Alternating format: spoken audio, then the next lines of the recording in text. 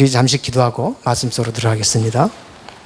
하나님 아버지, 오늘 가장 부족한 종을 단에 세우셨는데 성령님이 이 자리에 함께 하셔서 전하면서 들으면서 하나 되게 하시고 온전한 아버지의 사랑과 주님의 은혜만이 전해지고 마음판에 새겨지고 결단하여 삶으로 이루어지도록 이 시간 은혜 나려 주시며 아버지 홀로 영광받아 주시옵소서. 감사합니다. 예수님 이름으로 기도합니다. 아멘. 네.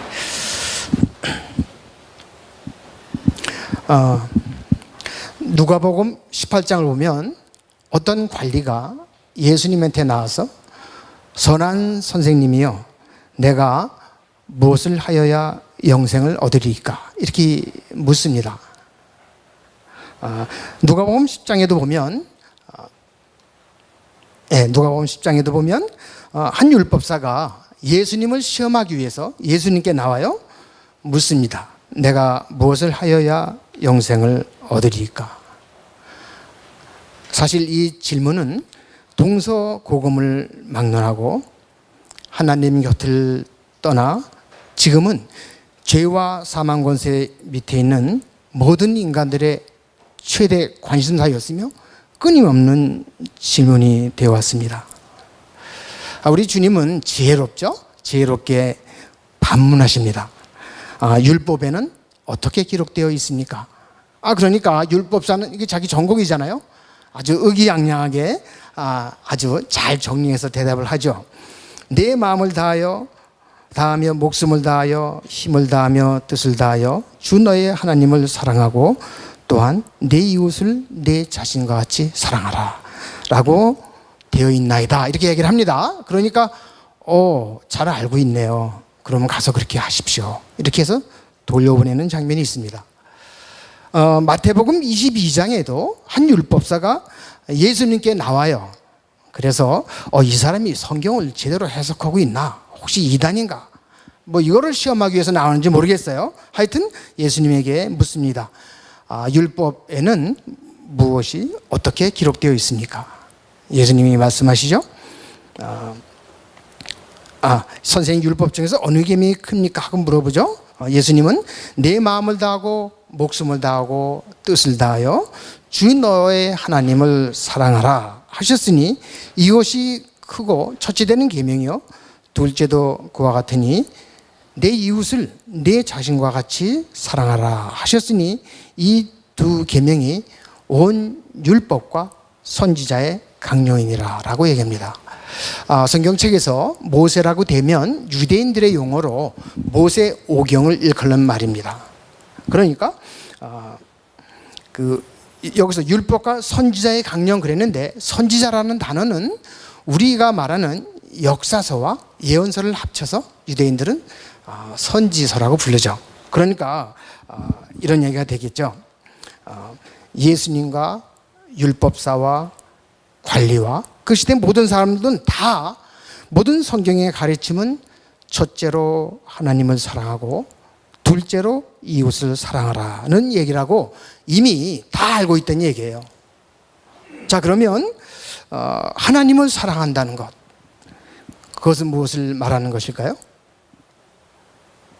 하나님을 사랑한다는 것은 하나님을 영화롭게 하는 것, 그분이 계심을 기뻐하며 그분께 예배드리는 것을 말합니다.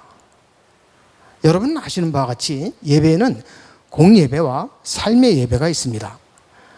공예배는 믿음의 식구들이 지금 저희처럼 이렇게 모여서 공식적으로 우리 같이 드리는 예배를 공예배라고 하죠.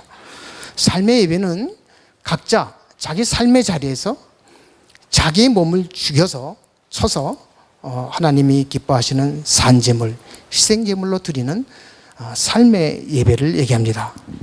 우리 신자들은 이 땅에 사는 동안에 주일이면 모여서 공예배를 드리고 그것이 끝나면 각자 삶의 자리로 돌아가서 자기의 삶으로, 삶의 예배로 아버지께 사랑과 영광을 드리며 살아가는 것이죠.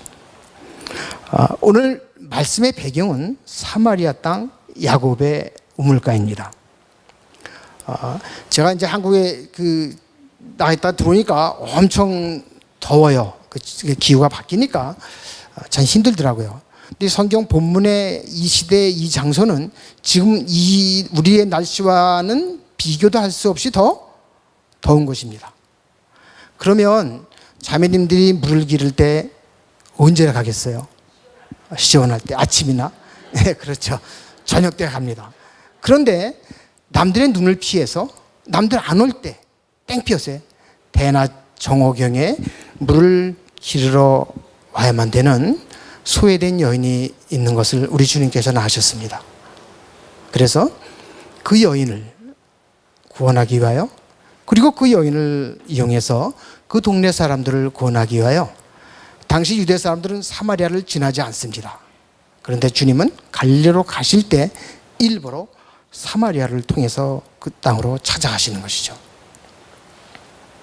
그리고 주님은 그 여인과 대화를 나누는데, 그 대화 가운데 저와 여러분도 반드시 알아야만 하는 예배에 관한 아주 중요한 내용을 말씀하셨습니다.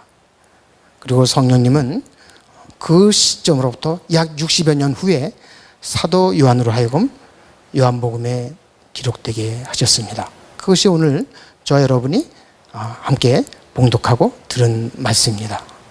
오늘은 그 성경 구절을 통해서 저희가 함께 은혜를 나누도록 하겠습니다. 자, 그럼 이제 본문으로 들어가시죠. 20절에서 여인은 이렇게 얘기하죠. 우리 조상들은 이 산에서 예배하였는데 당신들의 말은 예배할 곳이 예루살렘에 있다 하더이다. 이 여인의 질문은 이것입니다.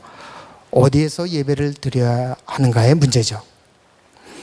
이 여인이 말한 산은 아마도 세겜 땅 근처에 그리심 산일 것입니다. 그곳은 아브라함이 그 땅으로 갔을 때 제단을 쌓았던 곳이며, 이스라엘 백성들이 출애굽하여 40년 광야 생활을 하다가 가나안 땅으로 들어가서 축복을 외쳤던 산이죠. 그런 이유로 그 산은 아마도 예전부터 그 이스라엘 백성들에게는 가장 신성한 장소 중에 하나로 간주되어 왔었을 것입니다. BC 970년에 솔로몬 왕이 죽고 북쪽 10개 지파가 반란을 일으켜서 새로운 나라를 만들고요. 그 10지파니까 더욱 덩치가 크죠. 이스라엘이라는 국호를 가져갑니다. 그래서 북이스라엘을 세우고 수도를 사마리아로 정하죠. 남쪽에 남은 유다 지파와 베냐민 지파는 더 작은 그룹이죠. 다윗 왕조의 정통성을 이어가는데 그 나라가 남유대이고 수도는 예루살렘입니다. 북쪽의 초대 왕이었던 여로보암은 통치하기 시작했는데 명절 때가 되면 자기 백성들이 예배드리러 예루살렘을 가는 거예요. 그러니까 이 백성들이 나를 버리고 저쪽으로 가면 어떡하나? 이 백성들이 혹시 정통성이 저쪽에 있고 우리는 아니라고 생각하는 것은 아닌가? 나름 생각하다가 금송아지 2개를 만들죠. 그래서 하나는 단에, 하나는 베델에 놓습니다. 그리고 회유하죠. 예루살렘에 예배드리러 갈 필요가 없다. 여기에 금송아지입니다. 우리를 애굽에서 구한 야훼 하나님이 여기에 있다. 여기에서 예배를 드려라. 아마 이렇게 강요할 때 아마 사용되었던 논리 중에 하나가 역시 그리심산 축복받은 성전이 우리 북쪽에 있다는 것을 아마 이용했을 것입니다. 결국 그들은 우상에게 예배를 드린 셈이 됐죠. 하나님의 노역을 받아 722년에 아수르에 의해서 망합니다. 아수르는 굉장히 잔인한 제국이었어요. 그래서 사람을 섞는데 사마리아에 건강한 사람들은 다 다른 지역으로 옮기고 다른 나라 민족들을 걸로 갖다 놓습니다. 그래서 피가 섞이게 되고 성경에서 사마리아인이라고 부르는 사람들이 생기게 된 것이죠. 그보다 더 늦게 586년에 유대는 바벨론에 의해서 망합니다. 바벨론으로 끌려갔다가 백성들이 돌아오죠. 돌아와서 예루살렘 성전, 제2성전을 만들어요. 그때 사마리아 사람도 동참하길 원했어요. 우리도 성전 지는데 참가해 주시고 같이 예배드리고 싶습니다. 근데 유대 사람들은 이방인의 피가 섞인 사람들하고 같이 성전을 지을 수 없고 같이 예배드릴 수 없다라고 거절하고 자기들끼리 예배당 성전을 지어서 516년 BC 516년에 성전을 건축합니다. 사마리아 사람들은 예배드릴 처소가 없죠. 유대 전쟁사에 의하면 BC 4세기경에 사마리아 사람들은 이 그리심산에 사마리아 성전을 짓습니다. 그리고 BC 128년에 다 망하죠. 그래서 지금 가면은, 저는 못 가봤는데 가면은 그 사마리아 성전 터가 있다고 그래요. 그러니까 이제 예수님이 와서 여인과 대화를 나눈 시기에는 예루살렘 성전은 있고 사마리아 사람들은 거기에 예배드리러 갈 수는 없고 유대인들이 싫으니까 자기들이 드리던 산에 성전은 없어져 있는 상황이 되겠죠. 여인은 굉장히 혼란스러웠던 것 같아요. 우리는 어디서 예배 드려야 되는가? 이 산인가? 예루살렘이 많은가? 장소의 문제를 우리 주님에게 물어본 것이죠.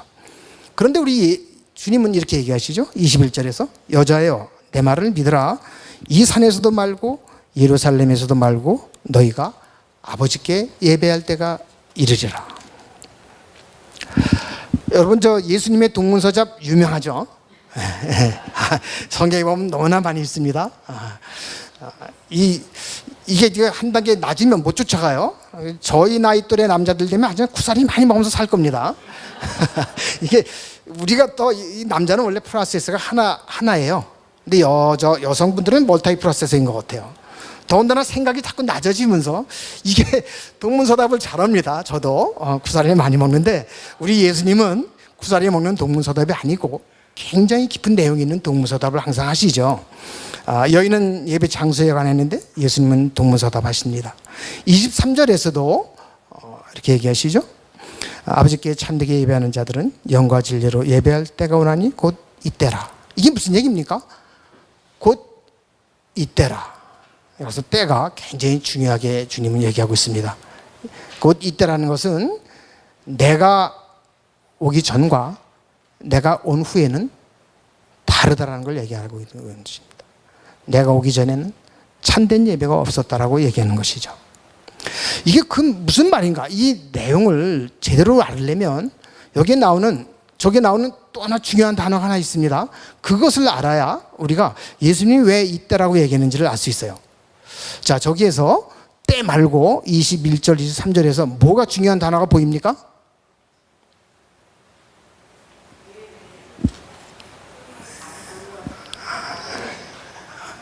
혹시 이렇게 생각하시는 분 계세요? 아버지께라는 얘기가 나오죠. 이 아버지라는 단어가 굉장히 중요한 단어입니다. 당시 사람들은 하나님께 두려운 마음으로 율법에 따라 예배를 드렸습니다. 제가 2000년 전으로 돌아가 보겠습니다. 예수님 오시기 전에 제가 잠을 자다가 가만히 생각해 보니까 죄 지은 게 생각났어요. 그 다음부터 잠을 자겠습니까? 못 자겠습니까? 율법에 의하면 죽을 죄를 지었는데요. 잠이 오겠어요? 잠이 안 오죠. 날이 밝기를 기다렸습니다. 날이 밝으면 어디로 가겠어요? 예, 가장 흠이 없는 양을 찾으러 갑니다. 집, 외양간 모르겠어요. 어떻게 부르는지 차서 가장 흠이 없는 양을 골랐을 겁니다. 그 양을 끌고 누구한테 갑니까? 제사장한테 갑니다. 그때 마음은 어땠을까요? 초조하죠. 내가 죽어야 되는 죄를 지었는데 나 대신에 이 양을 드려서 제사 지내려고 하는데 이거 안 받아주시면 어떡하나? 그럼 내가 죽어야 되는데. 제사장 앞에 갔습니다. 얘기를 하죠. 제사장은 양에게 안수를 합니다. 내 죄를 이 양에게 전가시키죠. 양을 죽이고 거기에선 피가 흘려지고 각을 떠서 양의 살을 잘라서 제단에 올려놓습니다. 나는 조마조마해요. 불이 안 붙으면 어떡합니까? 그 제사가 안 받아들여지면 내가 죽습니다. 그 순간 감사하게도 제단 위에 불이 붙었고 제사장은 네 죄가 사해졌으니 가라. 나는 아마 안도의 한숨을 쉬면서 돌아오겠죠. 이것이 구약의 제사입니다. 구약의 예배인 것이죠. 그런데 예수님 오신 후에 어떻게 됐습니까? 저와 여러분은 이제 하나님이 어떤 분인지 제대로 알게 됐습니다. 하나님은 독생자 우리 주 예수 그리스도를 보내주셔서 저와 여러분의 죄를 위해서 우리 자손들의 죄까지도 내가 죽기 전에 지을 죄까지도 다 모아서 십자가에서 십자가 제단 위에서 당신께서 피 흘리시고 당신의 살을 찢기셔서 대신 우리 죄를 씻어 주셨습니다. 그것으로 끝난 게 아니죠. 죽음으로 끝날 우리의 인생을 부활로 승리하게 하시며 하나님을 떠나서 폐허가 됐던 이 심령에 성령님을 보내주셔서 이 폐허가 성전이 되게 하시며 저와 여러분을 예수님 안에서 하나님의 자녀로 자녀라는 영광된 위치로 만들어 주신 분이죠. 로마서 8장 15절은 이렇게 얘기합니다. 너희는 다시 무서워하는 종의 영을 받지 아니하고 양자의 영을 받았으므로 우리가 아빠 아버지라고 부르짖느니라. 그러므로 이제 저와 여러분은 하나님의 자녀가 되었으며 하나님은 저와 여러분의 아버지가 된 것입니다. 그러므로 예수님이 온 이후의 인류는 그리고 저와 여러분은 감사함으로 자발적으로 기쁘게 아버지께 예배로 나아가는 것입니다. 이것은 영생을 얻은 저와 여러분이 마땅히 아버지께 드려야 할 것을 드리는 것이며 아버지를 향한 여러분의 사랑의 표현이며 여러분 스스로가 그 하나님 아버지의 자녀임을 입증하는 행위며 하나님의 자녀들만이 드릴 수 있는 영광된 특권입니다. 그런데 23절, 24절은 하나님을 아버지로 아는 사람들만이 비로소 영과 진리로 아버지께 예배드릴 수 있다고 말하고 있습니다. 그러면 영과 진리로 예배드린다는 것은 또 무슨 말씀일까요? 영과 진리로 예배드린다. 이것은 지금 개역 한글로 번역된 것을 저기에 제가 슬라이드에 띄워놨습니다. 하나님의 영이시니 예배하는 자가 신령과 진정으로 예배할지니라. 이 번역을 읽으면 마음에 어떻게 와닿아요? 우리는 예배를 어떻게 드려야 된다고요? 진실된 마음으로 정성을 다 바쳐서 어디서 많이 봤죠? 마음을 다하고 목숨을 다하고 힘을 다하고 뜻을 다하여 하나님을 사랑하라. 바로 이 얘기죠. 그러니까 이 말씀은 바로 그렇게 예배 드려야 된다는 것입니다. 그런데 사실은 번역 자체를 보면 이 번역보다는 여러분 아시는 바와 같이 개역개정 번역이 훨씬 더 우리 마음에 와닿죠. 올바른 번역이 되겠죠. 개역개정 24절을 보면 하나님은 영이심으로 저와 여러분은 우리의 영으로 아버지께 예배드려야 한다고 말합니다. 하나님은 영이시니 하나님은 영이시니 예배하는 자가 곧 영과 진리로 in spirit and in truth죠. spirit and truth 예배할지니라. 여기서 진리는 무엇을 의미하겠습니까? 제가 미리 답을 보여드렸는데 진리는 그렇습니다. 예수님을 얘기하죠. 우리 주님께서는 말씀하셨죠. 예수께서 이르시되 내가 곧 길이요 진리요 생명이니 나로 말미암지 않고는 아버지께로 올 자가 없느니라. 그렇습니다. 진리는 바로 예수님이십니다. 그리고 아버지께로 가는 길은 그리고 영원히 죽지 않는 생명을 얻는 방법은 오직 예수밖에는 없습니다. 그리고 이것이 바로 진리인 것이죠. 여기에서 우리는 우리 삼위의 하나님께서 저와 여러분과 함께 역사하시는 아름다운 모습을 볼 수가 있습니다. 저와 여러분 안에 계시는 성령님은 우리의 영을 타치하셔서 우리의 영이 우리 주님께로 보내서 우리 주님과 연합하게 하시고 우리는 주님과 함께 성부 하나님 우리 아버지께로 나아가는 것입니다. 여기는 뭐 예배 장소나 형식이나 뭐 이런 것이 드러낼 틈이 없죠. 오직 예수님을 통하여 누가요? 하나님의 자녀된 자들만이 아버지께 감사함으로 자발적으로 사랑과 영광을 드리러 나아가는 것입니다. 그러면 우리 이렇게 모여서 드리는 공예배에는 어떤 우리 형식이 있죠. 형식이 필요 없이 단지 하나님 아버지를 향한 우리의 마음과 정성만 있으면 되는 것인가? 글쎄요. 우리 내면에 아버지께로 향한 진정함과 사랑함이 있으면 그것이 가득 흘러넘쳐서 어떤 형식은 자연스럽게 뒤따라오게 되어 있습니다. 우리 구약 성경을 보면 우리가 신약 시대에 드리는 이 예배에 한 모형이 들어 있습니다. 그 장면은 BC 444년에 포로를 갔던 유대 사람들이 돌아와서 예루살렘 성벽을 재건하고 기쁨의 예배를 드리는 장면입니다. 혹시 성경책이 있으신 분은 성경책을 펴주셔도 좋아요. 느헤미야 8장 1절에서 12절 말씀입니다. 제 성경책으로 736면쯤 돼요. 항상 여기 준비하시더라도 성경책 가지고 다니시기 바랍니다. 그래서 자기 성경책으로 보시는 게 눈에 익습니다.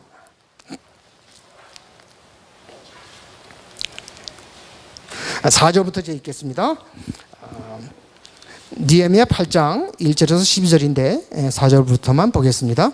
그때 학사 에스라가 특별히 지은 나무 강단에 서고, 학자란 뜻입니다. 제사장이기도 했어요. 에스라는 또 율법 학자이기도 했습니다. 특별히 지은 나무 강단에 섰습니다. 이게 지금 나무로 만들어 있지는 않아요. 하여튼 뭐 이와 비슷한 사람이 많이 있었으니까 잘 보일 수 있도록 강단에 섰겠죠. 에스라가 모든 백성 위에 서서 그들 목전에 책을 펴니. 무슨 책이겠습니까? 무슨 책이겠어요? 네네, 구약성 성경책이죠. 특별히 신명기 법전이라고 생각됩니다. 그 책을 폈어요. 책을 펼 때 모든 백성이 일어섰습니다. 아까 우리 다 일어섰었죠? 그래서 하나님의 말씀을 필 때 이 백성들은 하나님을 경외하는 마음으로 일어섰습니다. 8절에 보면 하나님의 율법책을 낭독하고 그 뜻을 해석하여 백성에게 그 낭독하는 것을 다 깨닫게 하니. 뭐 어떻게 깨달았다는 얘기예요? 그 문장의 문법을 설명하고 낱말 뜻을 풀어서 머리로 이해하게 했다. 이런 걸까요? 아마도 학사 에스라는 그 센텐스 저 뒤에 있는 인간의 말과 언어로는, 글씨로는 도저히 표현할 수 없는 그 아버지의 큰 사랑을 거기까지로 인도했겠죠. 그것을 깨닫게 했을 것입니다. 그 리스판스가 어때요? 백성들의 9절을 보겠습니다. 백성이 율법의 말씀을 듣고 다 울어요. 하나님이 나를 이렇게 사랑하셨는데 내가 그걸 몰랐네. 나는 마땅히 죽어 있어야 되는데 여태까지 살려주시고 살려주실 뿐만 아니라 이런 은혜를 베풀어 주시고 너무나 감사해서 눈물이 나는 것이죠. 여러분도 한번 이제까지 걸어온 길을 뒤돌아보십시오. 아마 거기에는 여러분이 미처 느끼지 못했던 아버지의 손길과 사랑이 여러 군데 묻어 있을 것입니다. 그래서 이 학사 에스라의 풀이를 들은 이 백성들은 감격해서 우는 거예요. 아버지의 사랑을 깊이 깨닫고 용서받은 탕자의 차렷 자세로 돌아가는 것입니다. 또다시 회개하고 또다시 감사하고 또다시 결단하는 것이죠. 9절에서 이어서 9절 보면 총독 느헤미야와 제사장 겸 학사 에스라가 백성에게 이르기를 오늘은 너희 하나님 여호와의 성일이니 슬퍼하지 말며 울지 말라. 10절에서도 이날은 우리 주의 성일이니 근심하지 말라. 여호와로 인하여 기뻐하는 것이 너희의 힘이니라. 이것을 우리 오늘날 신약시대 컨텍스트로 표현하면 이렇게 될 거예요. 아마 주님의 날에, 이 주일에 아버지의 사랑을, 주님의 은혜를 느끼며 감사하며 예배드리고 기뻐하는 것이, 이것이 우리의 힘이다, 이렇게 얘기하는 것이죠. 우리가 셈을 얻는 비결이다. 12절에서 모든 백성이 크게 즐거워했습니다. 예배를 끝나고 이들은 그 읽어준 말을 다 밝히 알미라. 아버지의 사랑과 주님의 은혜를 깊이 알게 되고 깨달아서 즐겁게 되었다, 이런 얘기죠. 우리 신약으로. 어떻습니까? 예배의 모습이 너무나 감동적이고 아름답지 않습니까? 이렇게 회중은 예배를 통하여 아버지께 사랑을 드리며 예배를 통하여 아버지의 사랑을 다시 한번 느끼고 아버지의 사랑을 확인하는 것입니다. 이것이 용서받은 탕자들이, 그리고 예수님의 사람들이 드려야 하는 예배의 모습이 되겠죠. 이거 제가 안 눌렀지만 여러분 책을 보셨으니까 다 보셨겠죠? 네. 자, 이제 말씀을 정리해 보십시다. 예배는 하나님을 사랑하는 것의 표현이며 하나님을 영화롭게 하는 것입니다. 우리가 기분 좋은 예배를 드리는 것이 아니에요. 우리의 초점이 아버지께로 맞춰지는 것이 예배입니다. 영생을 얻기 위하여 예배드리는 것도 아니고, 영생을 얻은 자들이 감사함으로 자발적으로 평생 종이 돼서, 평생 자녀가 돼서 아버지께 예배를 드리는 것입니다.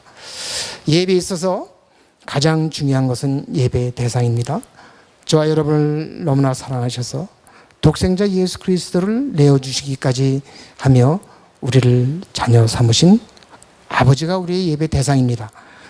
둘째로 중요한 것은 예배자입니다.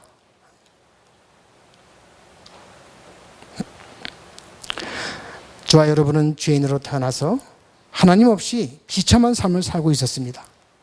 그런데 2000년 전에 여인을 찾아갔던 그 예수님은 저와 여러분의 고단한 삶의 자리로도 찾아오셔서 아버지의 자녀가 되게 하시고 예배자가 되게 하셨습니다.